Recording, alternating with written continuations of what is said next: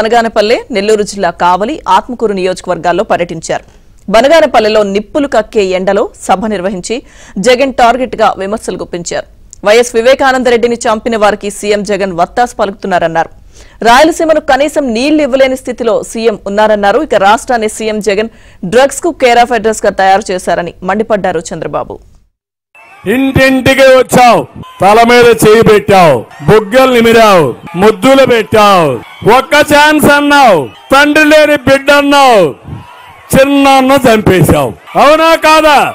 చిన్నాన్న చంపి చెల్లెల్ని జైలుకి పంపించాలని ఆలోచిస్తున్నావు. దోషుల్ని మాత్రం పక్కన పెట్టుకొని తిరుగుతున్నావు నువ్వు. ఆ దోషికి మీ చిన్నాన్నని హత్య చేపించి ఎవరైతే హత్య చేపించారో వాళ్ళకే సీట్ ఇచ్చి మీ నాన్నని మీ చిన్నాన్నని వెక్కిరిస్తావా నువ్వు? ఆత్మకు క్షోభ పెడతావా నువ్వు అని అడుగుతున్నా. ఇది న్యాయమా అని మిమ్మల్ని అడుగుతున్నా. నిన్న మొన్న వచ్చాడు, ముందు సిద్ధం బోర్డులు పెట్టాడు, ఇప్పుడు మేము సిద్ధమని వచ్చాడు.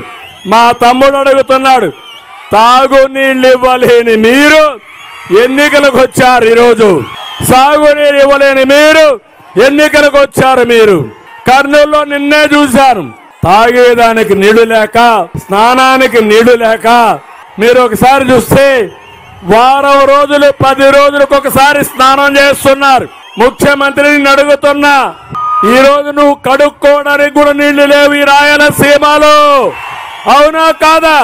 నీళ్లున్నాయా రాయలసీమలో?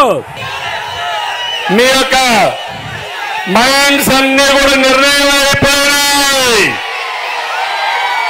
ఇచ్చాపురం నుంచి మంత్రాలయం వరకు జగన్మోహన్ రెడ్డి ఇంటికి పంపేయడానికి సిద్ధమైపోయారు. నాకు అర్థమైంది, ఇది ఒక తుఫానుగా మారుతుంది. అడ్డం వస్తే ఎవరు నిలబడలేరు. ఈ తుఫాను తాకిడికి ఫ్యాన్ గిలగిల కొట్టుకుంటుంది. కడారా ఫ్యాన్ ఉండాల్సింది డస్ట్బిన్ లో ఉండాలి. ఆయన మీద పోటీ ఎవరిని పెట్టారో చూశారా? చూశారా? చూశారా మీరు? ఒక అవినీతి పరుడు, పనికి మారిన వ్యక్తి, ఒక దళారీ వ్యవస్థకు నిజ స్వరూపం.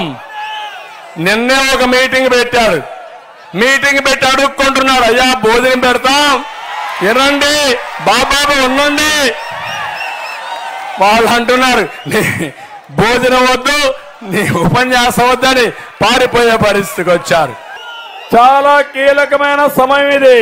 5 ఏళ్లు నరకానికి, సంక్షోభానికి, సమస్యలకి, కష్టాలకి చెక్ పెట్టే రోజు ఏ రోజు?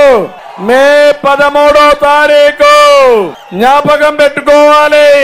ప్రతిరోజు 45 రోజులే టైం ఉంది. సమయం లేదు మిత్రమా, హుషారుగా ఉండాలి. కౌంట్ డౌన్ ప్రారంభం అయిందా లేదా?